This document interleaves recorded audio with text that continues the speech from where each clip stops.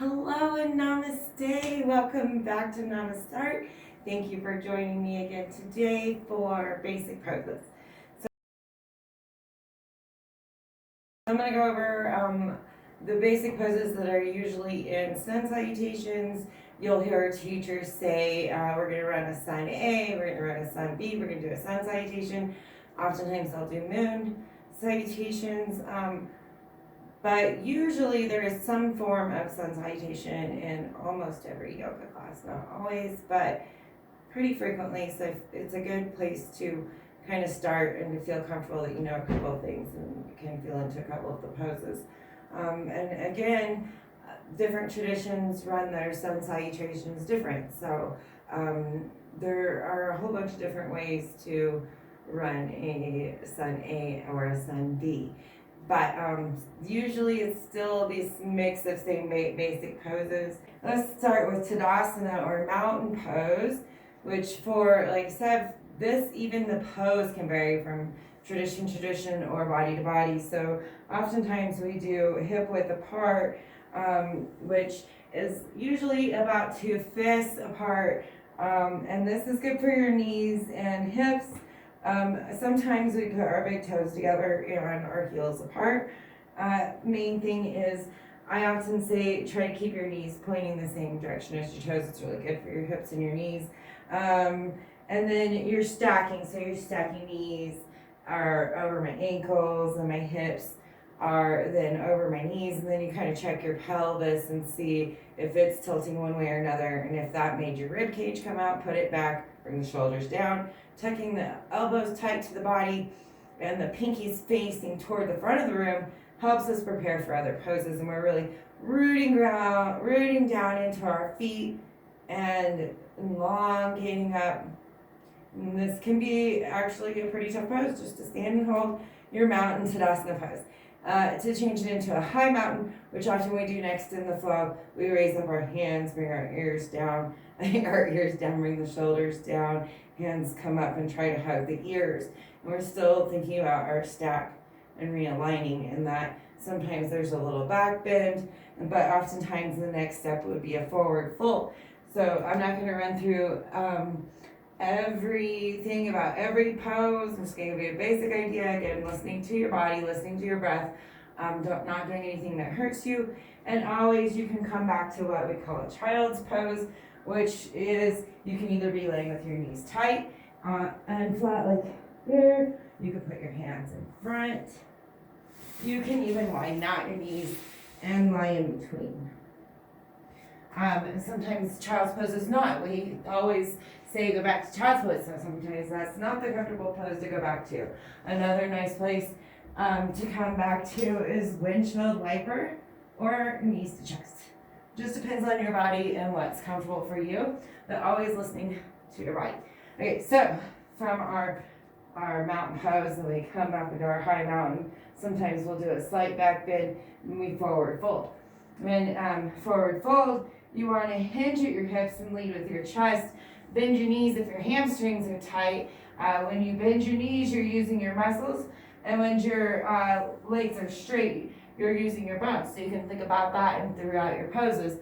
Do I want to use my muscles here, or do I need to stack my bones in the anatomy of my body?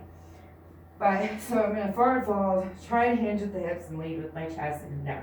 I'm going to go ahead and bend my knees and come into what I call a ragdoll. And this is giving me the chance to put my chest on my knees and elongate my back and neck, tuck my chin down, let it rest. I could straighten my legs in my forward fold, but my hamstrings need to be warmed up and ready for that. You can use your sunny as your warm up, but you would move it a little bit different than if you were using it as your workout where you were holding your poses. Warming up, you like to kind of move around and before stretching. It just depends. So we go our high mountain into our forward fold. Sometimes we'll do a halfway lift, and then here we want a nice flat back, and we don't want to be pushing on this joint. So we can either bend our knees, come down to the floor, we can put our hands here, here, or here, but we're trying not to push here against the joint. And then you would come down either into a down dog or a tabletop. We'll go to a tabletop because it's a good learning point for us right now. Tabletop is another basic pose. You're just stacking the wrist over shoulder is what's important here because it protects the shoulder. A nice strong planted hand, pressing into the L, we call it right here, opens up your palm. And then you want to keep your hips stacked correctly and try to flatten out that table. This is a great place. You end up going into what we call cat-cow and all kinds of different fun poses from here. But we're going through a basic Sun-A, so then the next we would go into a down dog. So we tuck our toes and activate that core to help us as long as pushing into our hands and our feet into the mat and push ourselves up into that down dog. Here our elbows want to be kind of facing towards my hips. I'm really pressing into those L's of my hands. I would like for my ears to fall somewhere between my arms, and eventually you want your heels maybe to come down to the mat. Again, that depends on the openness of hamstrings and Achilles and all kinds of different things. So often we pedal it out, especially if we're still warming up. And that just means up and down, practicing it. So from here, then you could push yourself forward into that plank pose, which a lot of us know is the plank. You can check your height of plank by putting a knee down and raising up. There's also a higher plank, but I won't go into that right now.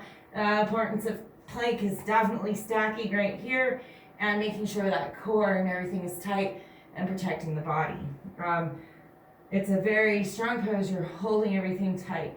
If you have a hard time with it, you could drop one knee, because usually you'll run 2 rounds in a salutation. So you could drop one knee one round and the other knee the next round, or keep both knees down and do tabletop into your alternate plank. Front plank.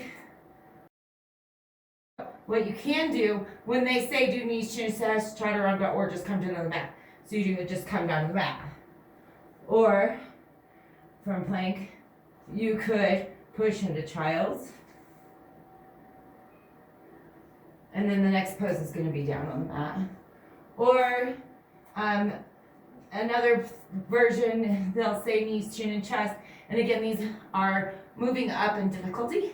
So from plank, we'll go into knee, chin, chest, drop the knees. The chest comes down to the mat and chin, and the hands should be down here. It's kind of like a down dog. It's weird. The most difficult, and you should definitely be ready for it and work your way into it, would be front plank chaturanga down. But usually you won't go through that in a basic class, and you shouldn't until you're absolutely sure that you have your alignment good and the strength in your core and arms to do it so you don't hurt the rotary cuff.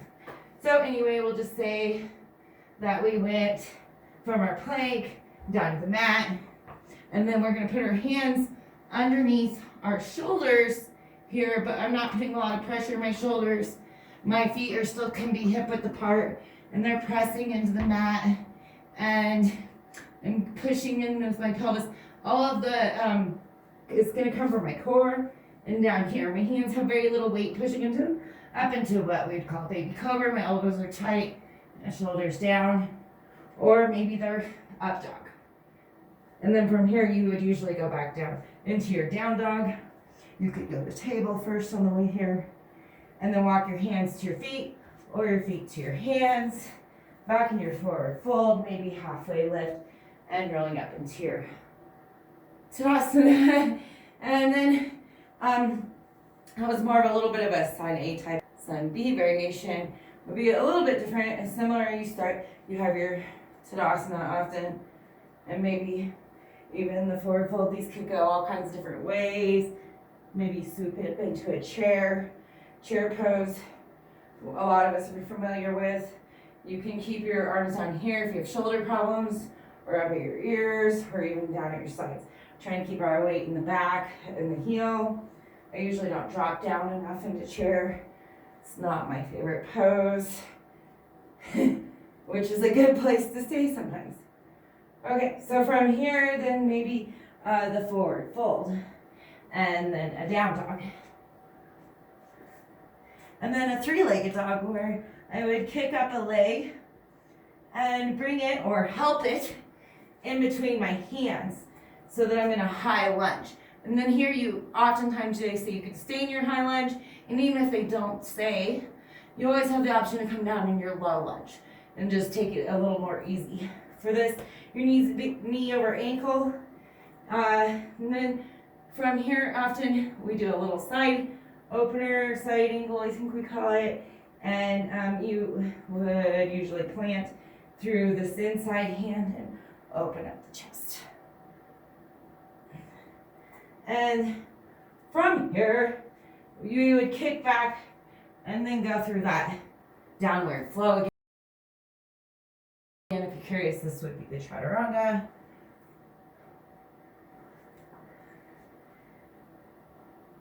And then sometimes they say a hop, skip, or jump, so you can exhale and jump. Put your feet in your forward fold, swoop up into that chair. Depends on teacher and tradition. And then you would do the other leg. So as far as you've got your rest poses, basic sun poses, warriors feel pretty basic, and they will come up in your sun Bs. You can come up from that lunge up into a warrior. So this is sort of a lower lunge. This is a different kind of low lunge, but still, this is kind of a high lunge because my toes are up. Once I plant my toes and put this at a 45-degree angle on the back, try and keep this at a knee over ankle, and it will try to stop coming out. Try to keep putting it back in. Try and track between, and I'm really active in my legs here, pushing in my thighs like I could push my legs together. And for warrior one, my hips turn and face towards my knee, and my hands too. Again, you have if your shoulders are bothering you or something, pick a different variation. Trying to widen out and keep this flat. You can narrow it down to make it easier on you, or widen it out to be a little more difficult. But always try and keep that integrity in the knee. It's important. For warrior two, still wanting that knee over the ankle, back foot can go ahead and come into a 90-degree angle. Definitely got this. My legs are strong and pushing together, but now my hips are going to stay parallel this way. And my hands come out too, this way. So everything. Once I've tried to align and check that my knee's over my ankle, like I said, widen out, make it harder, narrow it down, make it easier. Check the integrity. Your hands come, and the shoulders down, relax. And then your fingers are pulling apart from each other, and you're looking over that front middle finger. And trying to stack it back up. I think there are more warriors, but those really are into the basic. I think that pretty much covers your basic poses. Thank you for joining me. I hope you have a beautiful day. Namaste.